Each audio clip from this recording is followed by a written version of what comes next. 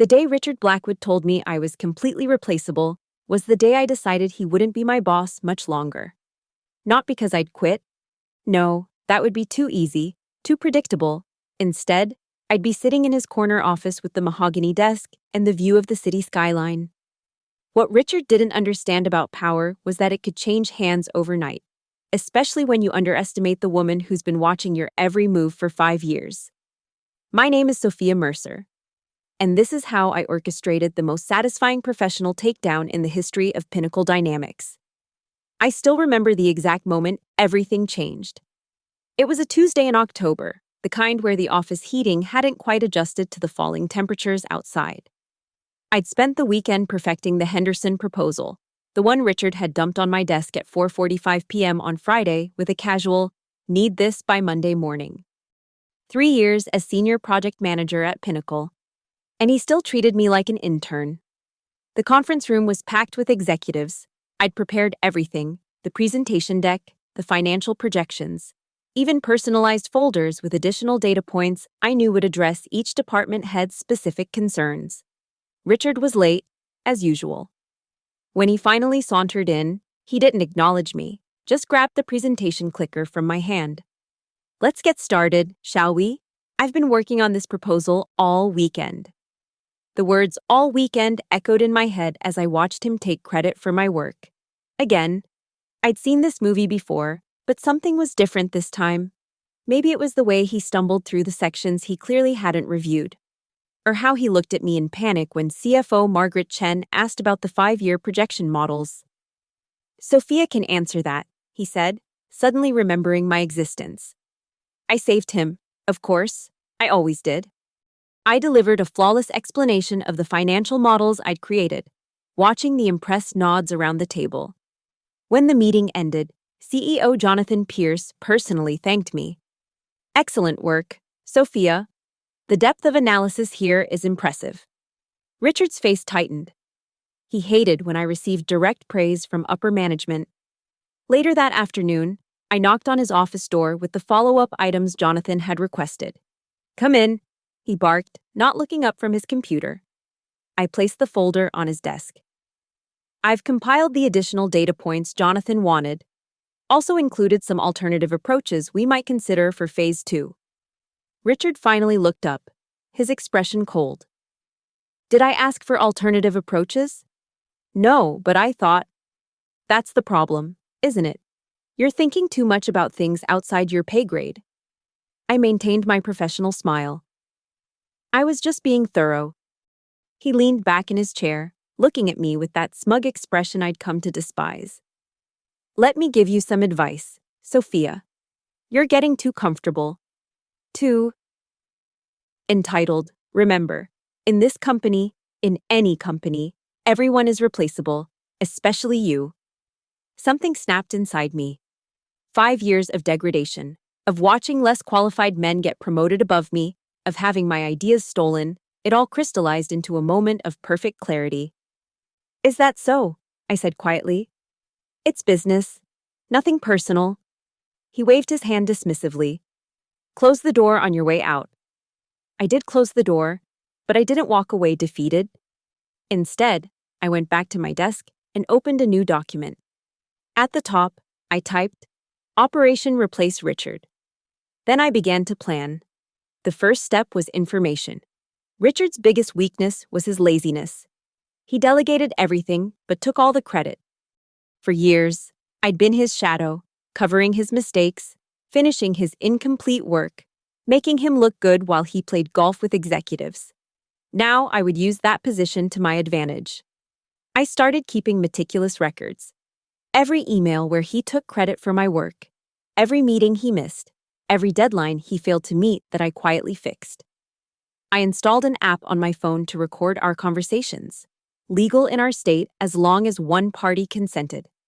I noted every inappropriate comment, every instance of mismanagement, but information alone wouldn't be enough.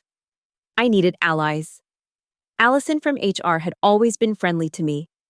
Over lunch one day, I casually mentioned how I'd been handling most of Richard's responsibilities. "That doesn't surprise me," she said, lowering her voice. "Between us, there have been complaints about him before. Really? I feigned surprise. Nothing that stuck. He's too well connected. She sighed. It's unfortunate. His last assistant, Diana, nearly filed a formal complaint, but then suddenly transferred to the Seattle office. Interesting. I made a mental note to reach out to Diana. Next was Michael in finance, who had never hidden his distaste for Richard. During a budget review, I deliberately highlighted some discrepancies in Richard's expense reports. These numbers don't add up. Michael frowned.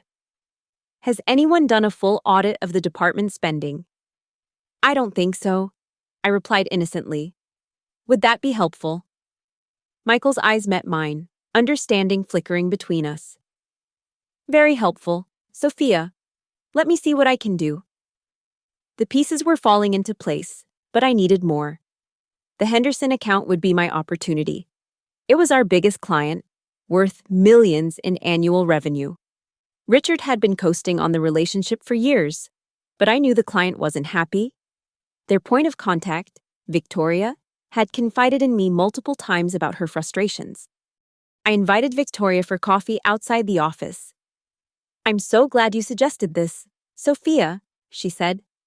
I've been meaning to have a candid conversation. About the account? I asked, though I knew exactly what she wanted to discuss.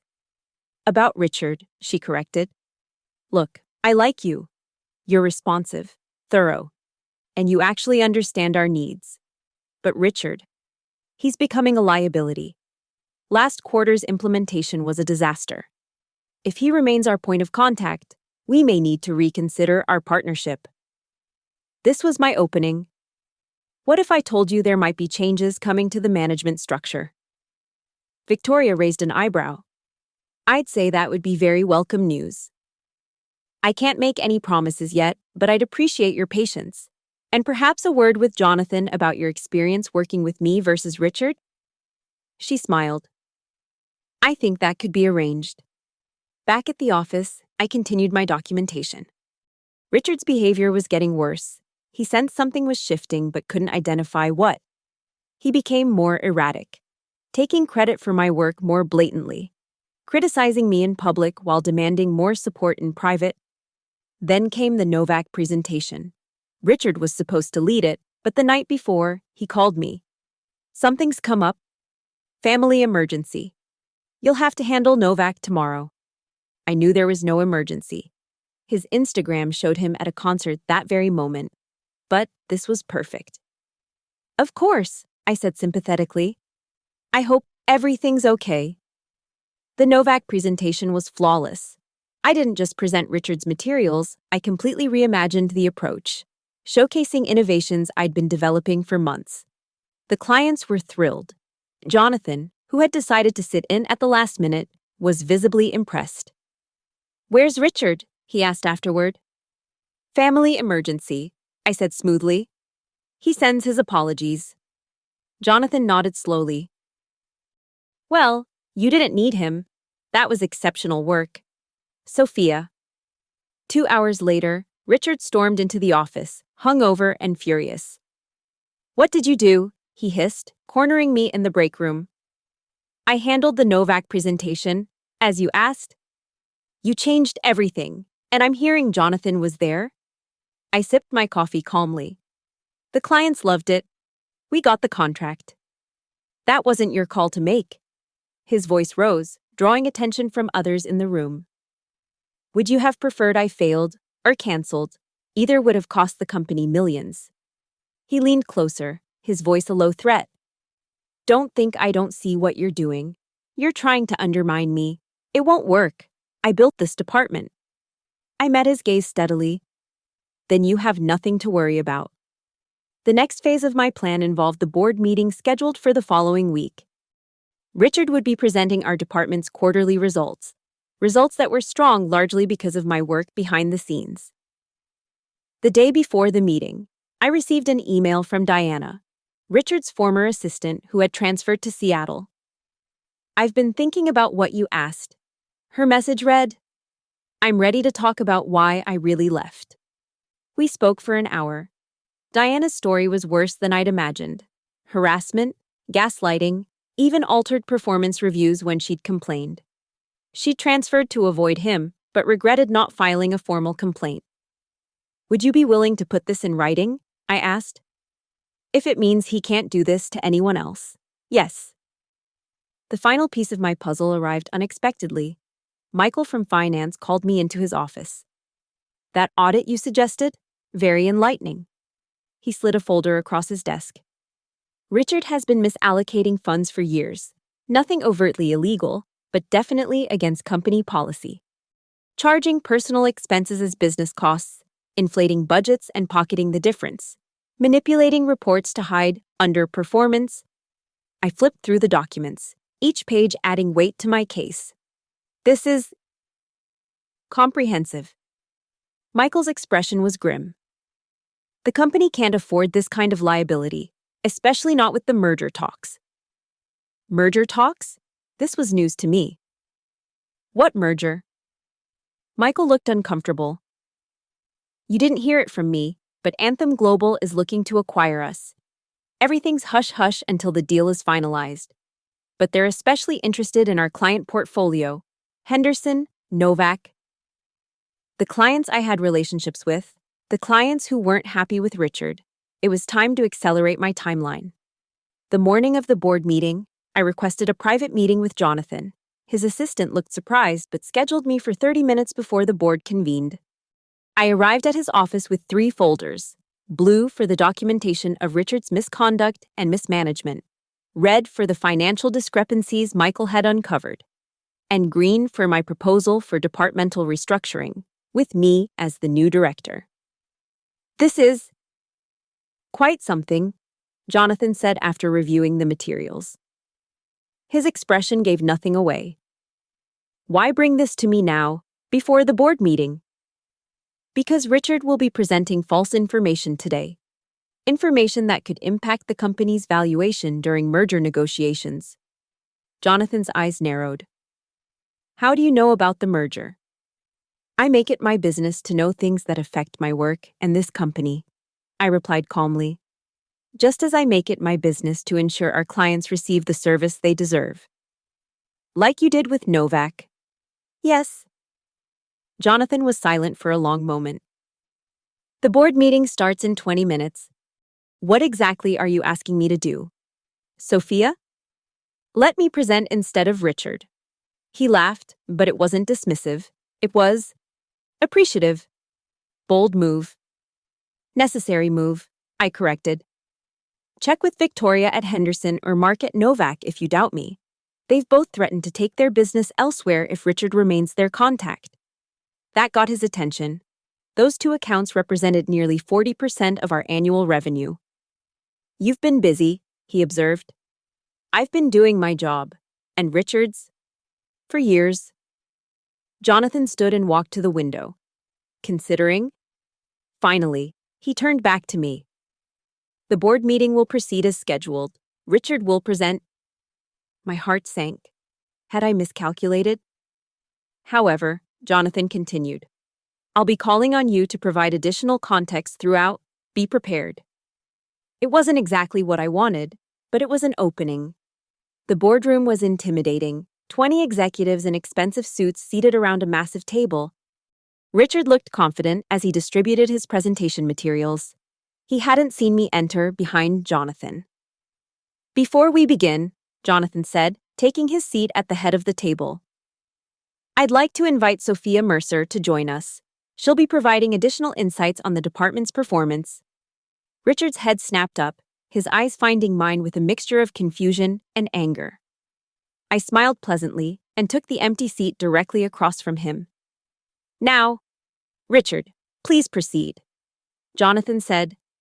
Richard began his presentation smoothly enough, highlighting the department's successes, my successes, as his own. I waited patiently, making notes. When he finished his introduction, Jonathan spoke up. "Sophia, would you like to add anything at this point?"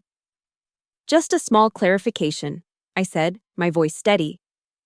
"The Novak account, which Richard highlighted as a key win, was actually secured last week while Richard was absent. I personally developed and presented the winning strategy. Richard's face flushed. As I was about to explain, I directed Sophia to implement my strategy while I was unavailable. That's not consistent with the client's feedback, I replied. Mark at Novak specifically mentioned that the new approach was what won them over, an approach that departed significantly from our previous discussions. Jonathan nodded. I was present for that presentation. It was, innovative. Richard continued, visibly rattled. When he reached the financial section, the CFO interrupted. These projections seem optimistic compared to the audit reports I received. Audit reports? Richard looked confused. The departmental audit that was conducted last month, the CFO explained, Michael's team identified several discrepancies. Richard's eyes darted to me, realization dawning. I kept my expression neutral. I wasn't aware of any audit, he stammered. Clearly, the CFO replied dryly. By the time Richard reached the client satisfaction portion of his presentation, he was sweating. Jonathan interrupted again. Sophia, we've received some concerning feedback from Henderson recently. Can you elaborate? Of course, I said. Victoria at Henderson has expressed frustration with response times and solution quality. She's indicated they're considering other options if changes aren't made. That's absurd, Richard protested. I spoke with Victoria last week. Everything's fine? Actually, I countered, pulling out my phone. I have an email from Victoria sent yesterday. Shall I read it? Richard's presentation completely derailed after that. Every point he made was countered with evidence to the contrary. Evidence I had meticulously gathered over months. By the end, he wasn't just defeated, he was exposed. After the meeting, Jonathan asked Richard and me to stay behind. Once everyone else had left, he spoke directly to Richard. In light of what we've learned today, we'll be conducting a full review of your leadership. In the meantime, you're suspended pending investigation. Richard exploded. This is a setup. She's been undermining me for months. That's not how Victoria at Henderson or Mark at Novak described the situation. Jonathan replied coolly. Nor does it align with the financial audit or the testimonial from your former assistant. Richard turned to me, his face contorted with rage. You scheming bitch. You planned this whole thing. I didn't flinch. No. Richard, you did this to yourself. Remember when you told me everyone is replaceable? Turns out, you were right. Security escorted him from the building 30 minutes later. 2 weeks after that. Jonathan called me into his office. The board has completed its review, he said without preamble. Richard has been terminated. His actions violated numerous company policies and put key client relationships at risk. I nodded, waiting. We need someone to take over the department immediately. Someone who knows the clients, understands the operations, and has demonstrated exceptional leadership skills. He slid a contract across the desk. We'd like that person to be you. I looked down at the contract. Director of Strategic Operations. A 60% salary increase. Direct reporting line to Jonathan. I accept, I said, signing my name. The corner office will be ready for you on Monday, Jonathan said with a small smile. The one with the view. 6 months later, our department's performance had increased by 40%. We'd secured 3 new major clients, and both Henderson and Novak had expanded their contracts. The merger with Anthem Global went through smoothly, with my department highlighted as a key asset in the acquisition. I was in my office, Richard's old office, when my assistant informed me that someone was asking to see me. Send them in, I said, not looking up from my computer. Hello. Sophia. I recognized the voice immediately. Richard stood in my doorway, looking thinner and less polished than before. Richard, this is unexpected. I bet it is. He entered without invitation, glancing around the office that used to be his. Looks like you've made yourself comfortable. What can I do for you? I've been doing some consulting work, he said, an edge to his voice. Just landed a position with Meridian Systems. Meridian was a smaller competitor of ours. Not a threat, but in the same space. Congratulations, I said neutrally. I thought you should know that I'll be going after the Henderson account. Victoria and I had a good relationship before your interference. I couldn't help but laugh. Is that what you think happened? His expression hardened. I know exactly what happened. You sabotaged me, turned people against me, stole my job. No, Richard, I simply stopped covering for you. I stopped making you look good. I let people see the truth. I stood up, meeting his gaze directly. As for Henderson, feel free to approach them. Victoria has already declined 3 meeting requests from Meridian this month. We'll see about that, he said, but his confidence was clearly shaken. Was there anything else? I have a meeting with the Anthem Global executives in 10 minutes. He moved toward the door, then paused. You won't get away with this. You know. What goes around comes around. I smiled. That's exactly right, Richard. That's exactly right. After he left, I took a moment to look around my office, at the view of the city skyline, at the photos of my team at our last celebration, at the award we'd received for client satisfaction. Richard had been right about one thing. Everyone is replaceable, especially those who never deserved their position in the first place. I picked up my phone to call Victoria at Henderson. I had a feeling Meridian Systems would be reaching out to her again soon, and I wanted to give her a heads up. After all, good client relationships require proactive communication, and nobody was better at that than me.